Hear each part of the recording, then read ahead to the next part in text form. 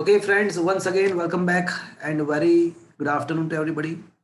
I hope you all are safe, your family member, your relative, your parents, all are safe, and you are enjoying this new era, this new way of learning. Friends, we are going to start a very new chapter, mechanical property of solid.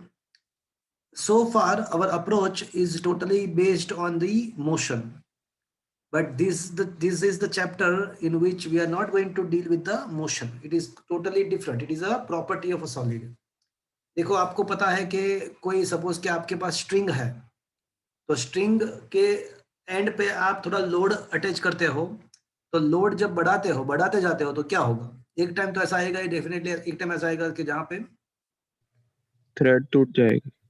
वो जो thread है ना वो टूट जाएगा तो उसको जो होता है ना वो ब्रेकिंग लिमिट उसको बोलते हैं तो मतलब सारे मटेरियल के लिए कुछ ना कुछ तो ये होता ही है उसका ब्रेकिंग कैपेसिटी उसका लोड कैरिंग कैपेसिटी कुछ ना कुछ तो होता ही है तो फ्रेंड्स इस चैप्टर के अंदर हम वही डिस्कस करने वाले हैं कि वो कहाँ तक वो लोड ले पाएगा मतलब क्या कर वो कहाँ तक वो लोड बेयर कर पाएगा मतलब ये सारे अलग अलग मटेरियल के लिए ऐसे कुछ ना कुछ तो प्रॉपर्टी होती है मतलब कोई भी मटेरियल है अगर उसको आप डिफॉर्मिंग फोर्स लगाते हो कोई भी मटेरियल है तो उसके ऊपर अगर आप डिफॉर्मिंग फोर्स लगाते हो तो उसका कुछ ना कुछ डिफॉर्मेशन होता है बट वो मटेरियल क्या करने का ट्राई करता है कि after removing of the deforming force after removing of the deformation force it will try to regain its original state it will try to regain its original state तो ये जो ओरिजिनल स्टेट रीगेन करने का जो try करता है उसको elastic behaviour बोलते हैं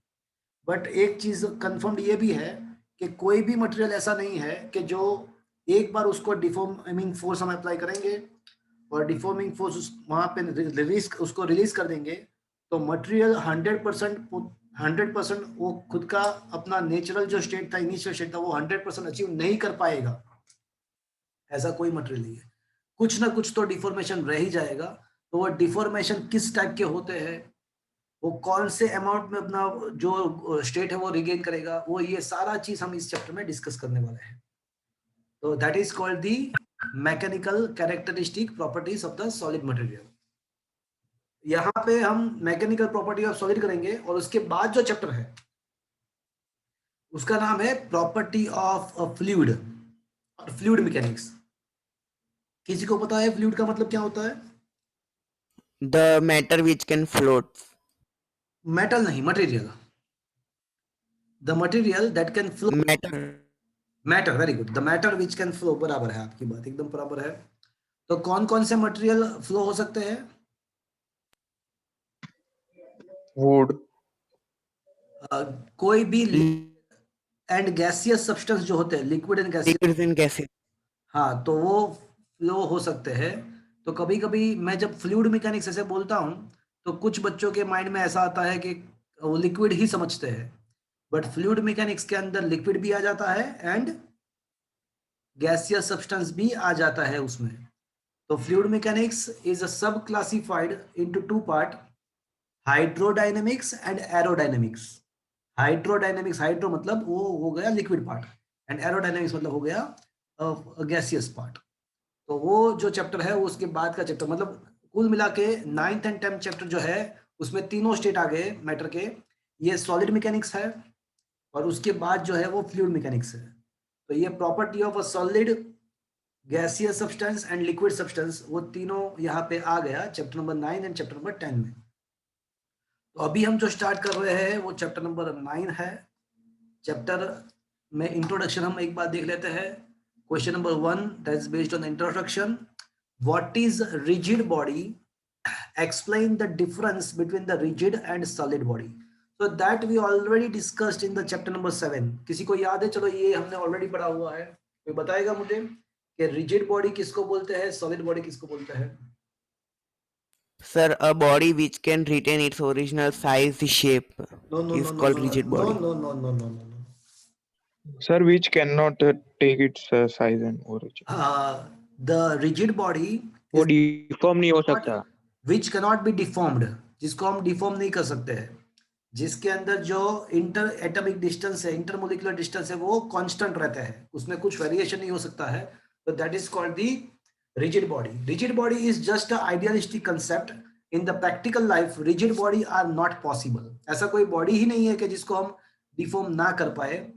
तो अगर कोई ऐसा बॉडी है कि जिसको हम डिफॉर्म ना कर पाए तो उसको रिजिड बॉडी बोलते हैं, बट ऐसा कोई बॉडी है ही नहीं। प्रैक्टिकल लाइफ में जितना भी बॉडीज है वो सॉलिड बॉडी है। सॉलिड बॉडी का मतलब क्या हुआ कि जो है सॉलिड स्टेट में उसको हम कुछ ना कुछ डिफॉर्म कर सकते हैं। उसमें अगर डिफॉर्मिंग फोर्स प्रोवाइड करेंगे तो उसमें कुछ ना कुछ डिफॉर्मेशन होगा, उसको बोलेंगे हम सॉलिड बॉडी।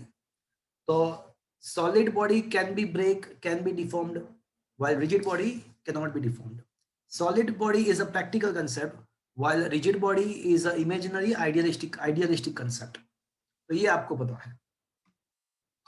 तो इसका मतलब ऐसा हुआ कि अगर प्रैक्टिकल लाइफ में सॉलिड बॉडी ही है तो उसमें कुछ ना कुछ टाइप का डिफॉर्मेशन होगा। तो वही तो पढ़ना है, किस टाइप का डिफॉर्मेशन होगा और किस टाइप के हम फोर्स अप्लाई करेंगे उसके ऊपर, वही तो पढ़ना है।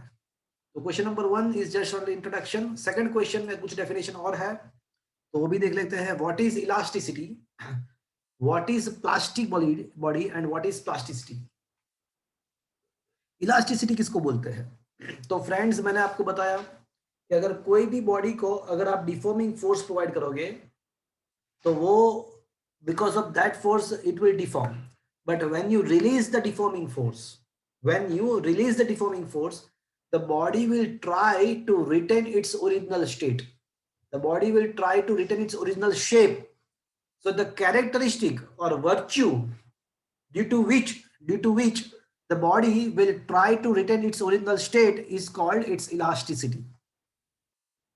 And if the body is able to get completely its original shape, then it is said to be a perfectly elastic body.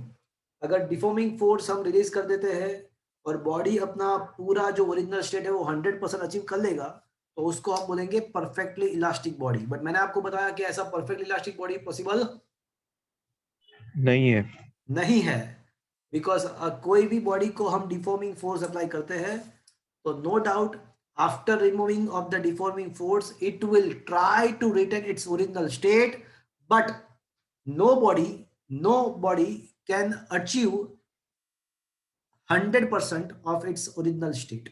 There will be some deformation remains inside the body. Sir. So I can say, wait a minute, just wait. I can say every bodies in the nature mostly are partial elastic body because they are able to get its shape partially. But कुछ body ऐसे भी होते हैं कि एक बार उसको अगर deform कर देते हैं तो वो अपने ओरिजिनल स्टेट में वापस आने का ट्राई भी नहीं करेंगे, तो उसको क्या बोलेंगे? उसको बोलेंगे कंप्लीटली प्लास्टिक बॉडी। जैसे मड है, मड, तो मड को अगर आप यहाँ पे फ्लो कराते हो, मतलब मड को फ्री फ्लो कराते हो तो नीचे पड़ेगा तो वो मतलब वो पूरा डिफॉर्म हो जाएगा। क्या वो वापस से रिटेन करेगा अपना ओरिजिनल स्टेट? नो सर, नहीं करेगा। तो उस टाइप के जो बॉडी है उसको क्या बोलते हैं? Plastic body.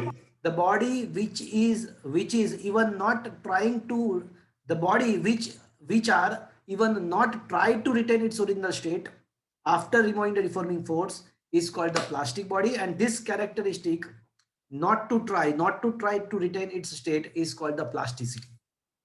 तो फ्रेंड्स ये प्लास्टिसिटी एंड इलास्टिसिटी क्या है समझ में आया? दोनों अपोजिट वर्ड है। Is that clear friends? Yes sir. तो क्या पूछना है पूछो। तो सर वो हम रबर होता है तो फिर उसको हम ऐसे मोड़ते हैं तो वापिस अपने ओरिजिनल पोजीशन में आ ही जाता है ना कंप्लीट? डेफिनेटली। आपको ऐसा लगता है बट ऐसा होता नहीं है। आपको ऐसा लगता है बट ऐसा होता नहीं है। जब आप माइक्रोस्कोपिकली देखोगे, माइक्रोस्कोप के द्वारा देखोगे तो आपको डेफिनेटली उसमें कुछ ना कुछ तो डिफॉर्मेशन मिलेगा। आपको ये चीज करना, तो एक काम करो आप, है ना, बार बार वो रबर को ऐसे फोर्स अप्लाई करते रहो, वापस आने दो, तो थोड़ी देर के बाद आपको समझ आएगा कि उसका जो लेंथ है ना, उसका जो इलास्टिक मटेरियल है, उसका इलास्टिक जो कैरेक्टरिस्टिक थोड़ा लूज हो गया होगा। तो वो इसका मतलब क्या हुआ? Every time deformation, every time, though you are not able to identify, but every time when you apply some deforming force, there is some minor deformation takes place inside that rubber body, though you are not going to identify in the first attempt, but बार बार ये चीज करोगे तो आपको पता चल जाएगा कुछ ना कुछ तो डिफॉर्मेशन हो रहा है। Is that clear? Yes sir. Sir बोलो। स्पंज में भी सेम होगा ना? हाँ, उसमें भी वही चीज है कि आप ऐसे स्पंज को अगर आप ऐसे करोगे, स्क्वीज करोगे, रिलीज करोगे, स्क्वीज करोगे, रिलीज, तो क्या होगा कि बहुत बहुत बहुत माइनर डिफॉर्मेशन होता है जो एक बार से आपको पता नहीं चलता है, बट वो चीज अगर बार बार करोगे तो उसमें भी कुछ ना कुछ डिफॉर्मेशन आपको प्रैक्टिकली आपको कुछ कंसिडरेबल आइडेंटिफाई कर सको ऐसे डिफॉर्मेशन मिलता है। बट मैं क्या बोल रहा हूं कि every time when you apply the deforming force there must be some deformation takes place. You can check it by microscopic way, not the macroscopic way. Is that clear? Yes, sir. Yes, sir. Nobody in the nature, nobody in the our earth is 100% elastic. ऐसा कोई body नहीं है, 100% elastic body नहीं है कोई भी। Is that clear? Yes, sir. Second question is also just for your understanding, वो पूछने के लिए नहीं है, उसमें से कोई क्वेश्चन नहीं पूछेंगे, आपको वो समझना है। तो क्या लिखा है, मैं देखो रीड करता हूं।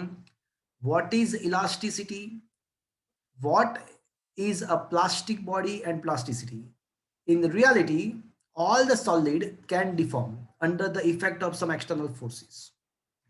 The extent of its deformation depends on their ability to resist the change, the ability to resist the change। यहाँ पे 2 बार लिखा हुआ है, कैंसिल कर दो। All the bodies cannot resist such a change equally.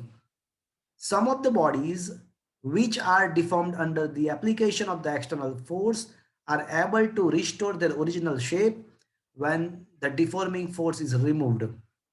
The extent to which the shape of the body is restored, the extent to which the shape of the body is restored when deforming force is removed depends on the type of material। और वही तो हमको ये chapter में पढ़ना है। कोई भी बॉडी अपना खुद का ओरिजिनल स्टेट कितना अचीव करेगा वो ऑब्वियसली बॉडी के ऊपर डिपेंडेंट है। Elasticity, the inherent property of the body due to which the body tries to restore its normal shape or to oppose the change in the shape is known as elasticity. And if the body can completely regain its original shape after removal of the deforming force, it is called the perfectly elastic body. But मैंने बता दिया आपको advance में कि ऐसा कोई body होता नहीं है। Partial elastic body, if a body partially regains original force, original force नहीं आना चाहिए, क्या आना चाहिए यहाँ पे, पोजीशन, स्टेट आना चाहिए, स्टेट, ओरिजिनल स्टेट यहाँ पे होना चाहिए state. After removal of a deforming force is called the partial elastic body. And the plastic body, plastic body किसको बोलेंगे, if the body remains in the deformed state and doesn't even partially regain its original shape after removal of the deforming force also, then it is said to be a plastic body। ये तो फिर friends आपको पता चला कि elastic body किसको बोलते हैं, पार्शियल इलास्टिक बॉडी किसको बोलते हैं, प्लास्टिक बॉडी किसको बोलते हैं। Is that clear to you friends? Yes sir. चलो come to the second topic, that is the elastic behaviour. ये टॉपिक वैसे कैंसिल किया हुआ है बट उसमें एक ही क्वेश्चन है तो मैं आपको करा देता हूँ, उसमें कुछ समझना नहीं है आपको, जस्ट मतलब इसमें कुछ प्रिपरेशन के लिए कुछ भी नहीं है, आपको समझना है। तो ये टॉपिक वैसे कैंसिल है बट हम उसको पढ़ लेते हैं। तो देखो हमने ऐसा देखा कि जितने भी बॉडीज होते हैं ना वो मैंने आपको एडवांस में बता दिया कि कोई भी जो बॉडी होती है ना वो 100% उसका जो स्टेट है वो अचीव नहीं कर पाती, और most of the body 100% plastic भी नहीं है। तो जितने भी बॉडी है ना वो कुछ ना कुछ अपना ओरिजिनल स्टेट अचीव करने का ट्राई करेगा। तो इसको समझने के लिए ये स्प्रिंग बॉल मॉडल जो है ना वो हमारे लिए हेल्पफुल है। बॉडी के इलास्टिक नेचर को समझने के लिए ये स्प्रिंग बॉल मॉडल जो है ना वो हेल्पफुल है। तो ये जो है ना वो स्प्रिंग बॉल मॉडल है। तो हम ऐसा सोच सकते हैं कि बॉडी, ये कोई भी जो सॉलिड मटेरियल होता है उसके जो एटम्स होते हैं, ये जो बॉल आपको दिख रहा है, ये जो बॉल है वो एक्चुअली क्या हो गए, सॉलिड मटेरियल के एटम्स हो गए, एटम्स या फिर उसके constituent particle that may be a molecule as well, they are the constituent particle of the solid object. और यहाँ पे आप देख सकते हो कि जितने भी कंस्टिट्यूएंट पार्टिकल है उन दोनों इसके इन लोगों के बीच में क्या रखा हुआ है, स्प्रिंग। तो मतलब आप कोई भी एटम को अगर उसको उसके ओरिजिनल स्टेट में से आप उसको खींचने के ट्राई करोगे, उसको वहां से डिस्प्लेस करने का ट्राई करोगे, तो वो वापस से क्या करेगा, ये स्प्रिंग क्या करेगा, उसको ये स्प्रिंग क्या करेगा, उसको अपने ओरिजिनल स्टेट पे वापस लाने का ट्राई करेगा। So this kind of mechanism is occurring in the solid body, simple. तो ये पता चला आपको क्या है ये चीज। Yes sir. सॉलिड मटेरियल को आप डिफॉर्म करने का ट्राई करोगे, जैसे जैसे मेरे पास ये एक बॉडी है सॉलिड, तो मैं क्या करूंगा, उसको मैं यहाँ पे खींचने का ट्राई करूंगा। देखो, तो उसके इंटरमोलेक्युलर जो inter atomic force, inter molecular जो डिस्टेंस है उसके बीच में इंटरमोलेक्युलर फोर्सेस होता है, इंटर एटॉमिक फोर्स होता है। तो वो क्या करता है कि जैसे मैं उसको ऐसे स्ट्रेच करने का ट्राई करता हूँ, तो इंटर एटॉमिक फोर्स वापस से उसको कंप्रेस करने का ट्राई करेगा। और अगर मैं बॉडी को कंप्रेस करता हूँ, देखो आप देखो, ये सॉलिड बॉडी आप कंप्रेस करने का ट्राई करोगे, तो क्या वो कंप्रेस हो जाएगा? क्या हो जाता है, ये कंप्रेस हो जाता है? No sir. नो, क्यों? बिकॉज माइंड अंदर की साइड, अंदर बॉडी के अंदर की साइड क्या होता है कि इंटर एटॉमिक फोर्स जो होता है ना, वो आपने जो फोर्स दिया उसका अपोज करेगा। तो मतलब आप उसको क्वीज करने का ट्राई करोगे, तो वो इंटर एटॉमिक फोर्स उसके अपोजिट डायरेक्शन में, आप उसको स्ट्रेच करने का ट्राई करोगे, तो इंटर एटॉमिक फोर्स वापस से उसको मतलब उसके अपोजिट, मतलब जो भी आप करोगे उससे अपोजिट फोर्स अंदर की साइड डेवलप होता है। इसको रीस्टोरिंग फोर्स बोलते हैं। क्या बोलते हैं भैया? Restoring force. तो आप कोई भी सॉलिड बॉडी को डिफॉर्म करने का ट्राई करोगे, आप उसके ऊपर एक्सटर्नल डिफॉर्मिंग फोर्स लगाओगे, तो उसके अंदर की साइड एक ऐसा फोर्स प्रोड्यूस होगा जो आपके फोर्स को अपोज करेगा और उसके खुद के स्टेट को अचीव करने का ट्राई करेगा, खुद को स्टेट को रिटेन करने का ट्राई करेगा। इसको रिस्टोरिंग फोर्स, आपने जो दिया वो डिफॉर्मिंग फोर्स है, अंदर जो प्रोड्यूस होगा उसको रिस्टोरिंग फोर्स प्रोड्यूस करेगा। बट ये रिस्टोरिंग फोर्स क्यों प्रोड्यूस होता है? बिकॉज अंदर की साइड जो है ना, ऐसा इस टाइप का मॉडल है, ऐसा हम समझ सकते हैं।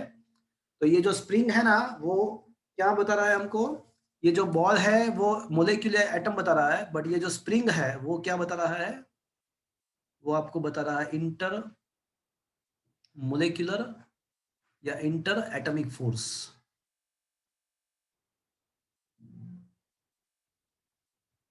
That is actually a restoring force. तो ये बॉडी का जो इलास्टिक बिहेवियर है, वो हम इसको as a spring ball model के द्वारा हम समझ सकते हैं। तो ये जस्ट एक समझाने का तरीका है कि बॉडी, सॉलिड बॉडी कैसे बिहेव करता है, उसका इलास्टिक कैरेक्टरिस्टिक कैसे बिहेव करता है, वो ये समझाने का एक तरीका है। Is that clear friends? Yes sir. Okay, तो हम देखते हैं इसमें क्या लिखा हुआ है। We know that in the solid, each atom or molecule is surrounded by a neighboring atoms or molecules. These are bounded together by interatomic or intermolecular forces and stay in the stable equilibrium position. So because of that interatomic and intermolecular forces, they are right now in the equilibrium state. But अब मैं क्या करने का try करूंगा, मैं उसको equilibrium state को, अब मैं उसको इक्विलिब्रियम को मैं हटाने का ट्राई करूंगा। When a body is deformed, the atoms or molecules are displaced from their equilibrium position, causing the change in the intermolecular interatomic distances. When the deforming force is removed, the interatomic forces tends to drive them back to their original position and the body regain its original state, shape and size. तो ये जो spring है ना, वो कौन सा indication है? Restoring force, मतलब इंटरएटॉमिक फोर्स का इंडिकेशन है। The restoring mechanism can be visualised. देखो ये ऐसे एक्चुअल में कोई बॉडी, सॉलिड बॉडी के अंदर स्प्रिंग नहीं होती है, कोई स्प्रिंग होती नहीं है अंदर, बट हमको ये बॉडी का जो इलास्टिक कैरेक्टरिस्टिक है उसको समझने के लिए हमने ये स्प्रिंग बॉल मॉडल हम समझ रहे हैं, सोच रहे हैं। ऐसे एक्चुअली को बॉडी के अंदर कोई स्प्रिंग नहीं होती है, बट हम ये जो बिहेवियर है उसको समझने के लिए हमने ऐसा एक वर्चुअली एक मॉडल प्रिपेयर किया, spring ball model. Is that clear friends? The restoring mechanism can be visualized by taking a model of a spring ball system as shown in figure. Here the ball represent the atoms and spring. Here the ball represent atoms and spring, and here the ball represent atoms and spring represent the interatomic forces. Is that clear? This is an important sentence. If you try to displace the ball from its equilibrium position, the spring system tries to restore the ball in back to the its original state. Thus, elastic behavior can be explained by the microscopic, explained in the terms of microscopic nature of the body. Is that clear, friends? ये spring ball model और कुछ नहीं है, वो ये solid body का behaviour जो है वो समझाने का एक तरीका है. Is that clear, friends? अब कुछ नए क्वांटिटीज पिक्चर में आते हैं. Stress and strain. देखो फ्रेंड्स, नए क्वांटिटी पिक्चर में आता है. एक है स्ट्रेस एंड दूसरा है स्ट्रेन. अभी स्ट्रेस क्या है वो मैं आपको बता दूं. तो इसका डेफिनेशन ऐसा है कि कोई भी बॉडी को अगर हम डिफॉर्मिंग फोर्स अप्लाई करते हैं, मेरी बात ध्यान से सुनना फ्रेंड्स. अभी स्ट्रेस क्या है मुझे वो समझना है.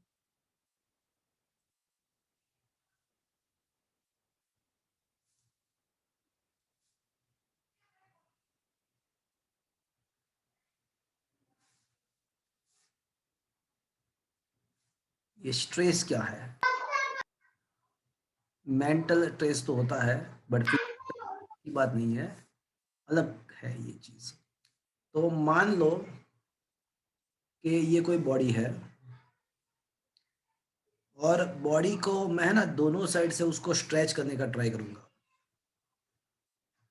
तो बॉडी के अंदर के साइड देखो मैं है ना इसको स्ट्रेच करने का ट्राई करता हूं. तो बॉडी के अंदर की साइड क्या होगा, जो इंटरएटॉमिक फोर्सेस है वो क्या करने का ट्राई करेगा, कॉम्पैक्ट करना. उसको इंटरएटॉमिक फोर्स, हमने जो फोर्स अप्लाई किया उसके अपोजिट डायरेक्शन में काम करेगा. देखो अभी जो बॉडी है ना वो मोशन में तो नहीं है, उसका कोई मोशन तो नहीं हो रहा है. तो इसका मतलब ऐसा हुआ कि हमने जो फोर्स अप्लाई किया होगा इतना ही. इफ इंटरमोलिकुलर देयर इज में लगेगा. नो मोशन, यहाँ पे neither linear motion nor rotational motion takes place. तो इसका मतलब ऐसा हुआ कि applied force must be equals to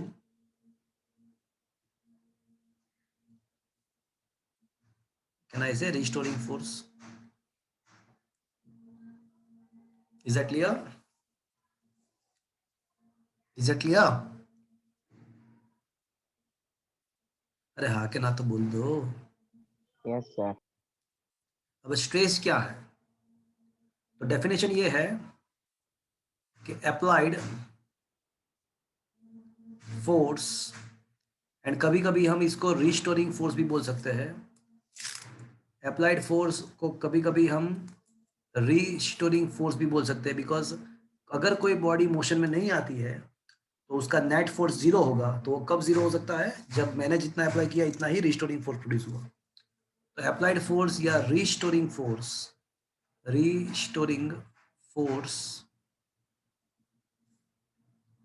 produced, restoring force per unit area, per unit cross sectional area.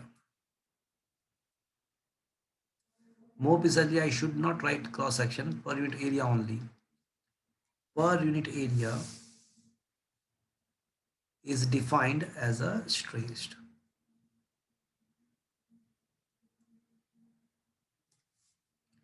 So stress symbolically written as a sigma, and that is nothing but it is a force per area. It is not a pressure.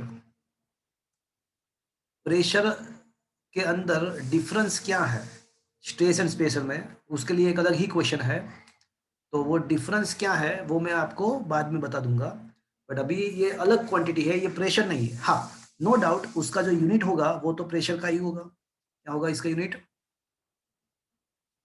Newton per metre square, और it is also pascal. उसका जो unit है वो Newton per metre square आप कह सकते हो, but वो प्रेशर नहीं है. प्रेशर एंड स्ट्रेस के बीच में क्या डिफरेंस है, प्रेशर एंड स्ट्रेस के बीच में क्या डिफरेंस है, I will tell you. But हम ऐसा कह सकते हैं कि restoring force produced per unit area is called a stress of the body. जब आप डिफॉर्मिंग फोर्स प्रोवाइड करोगे तो अंदर रिस्टोरिंग फोर्स प्रोड्यूस होगा, तो restoring force per unit area is defined as a stress. Is that clear friends? Yes sir. अब मैं आपको बताने वाला हूं कि स्ट्रेस जो है ना वो 3 टाइप के होते हैं। There are 3 kind of stresses are possible. Longitudinal, volume, longitudinal stress, volume stress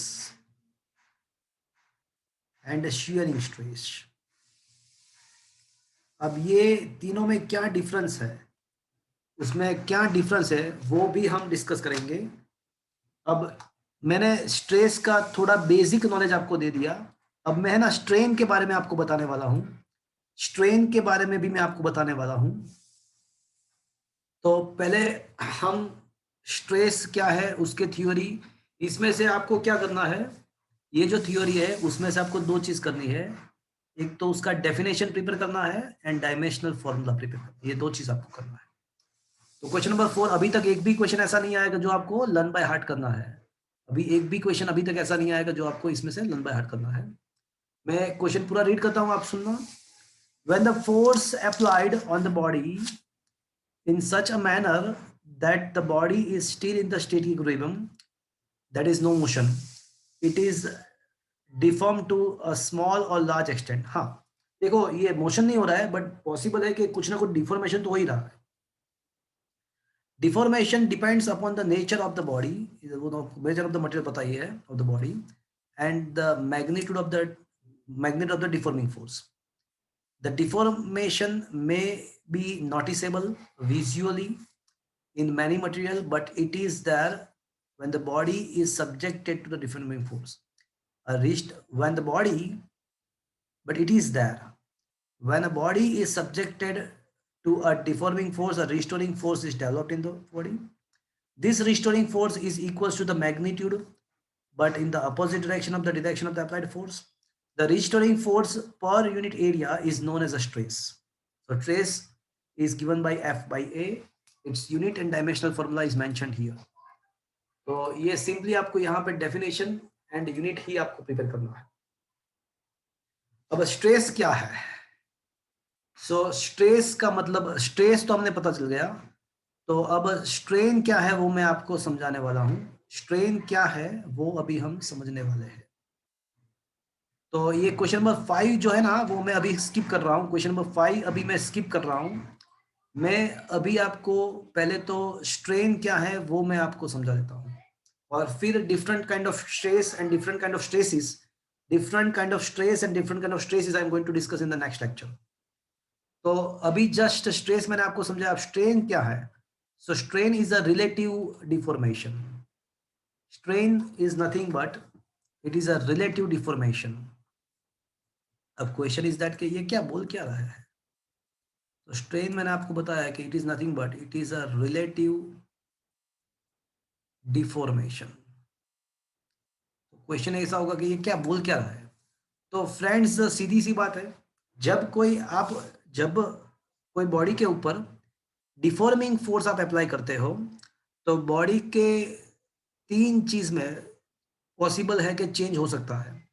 its length can be changed when you apply the deforming force, its length can be deformed, its volume can be deformed, and its shape can be deformed.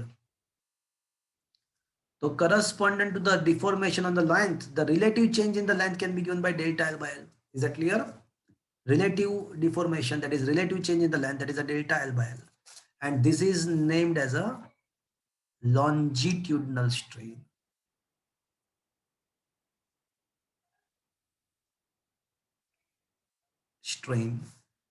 The relative deformation in the volume, that is a delta V by V, तो उसको क्या बोलना चाहिए मुझे? Latitudinal strain. Volume strain. ऐसा नहीं longitudinal, ऐसा नहीं है भैया, तो इसको वॉल्यूम स्ट्रेन बोलते हैं। और जो रिलेटिव चेंज द शेप है, अब रिलेटिव चेंज द शेप कैसे पता करना है, वो उसके लिए पूरा एक थ्योरी है। But relative change in the shape जो होता है उसका पूरा एक थ्योरी है, मैं प्रूव कर दूंगा कि it is given by x by h। ये कैसे आया, तो उसके लिए पूरा एक थ्योरी है, उसको बोलेंगे shearing strain। तो फ्रेंड्स ये सारे अलग अलग टाइप के स्ट्रेन स्ट्रेस के बारे में मैं बाद में डिस्कस करने वाला हूं। अभी मैंने आपको दो ही चीज समझाया है, खाली डेफिनेशन समझाया है कि भाई स्ट्रेस क्या है। तो restoring force produced per unit area वो स्ट्रेस है, उसका यूनिट होगा newton per metre square, dimensional formula pressure जैसा ही होगा। स्ट्रेन क्या है, तो strain is a relative deformation, it may be in the length, it may be in the volume, it may be in the shape, but it is a relative deformation। चलो कोई मतलब मुझे बताएगा what should be the unit of the strain, strain का unit क्या होना चाहिए?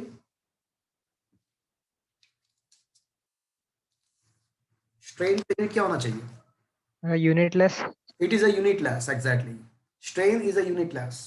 तो अब ये different type of stress and strain है ना, वो मैं आपको नेक्स्ट लेक्चर में एक्सप्लेन करने वाला हूं। आज तो मैंने ये चैप्टर का बहुत ही बेसिक जो नॉलेज है ये मैंने आपको बताया। तो आज का सेशन फ्रेंड्स मैं यहाँ पे खत्म कर रहा हूँ। सर में ये चैप्टर के बहुत ही इंपॉर्टेंट टॉपिक जो मेन पार्ट है वो नेक्स्ट लेक्चर में डिस्कस होगा। तो आज का सेशन यहाँ पे खत्म कर रहे हैं।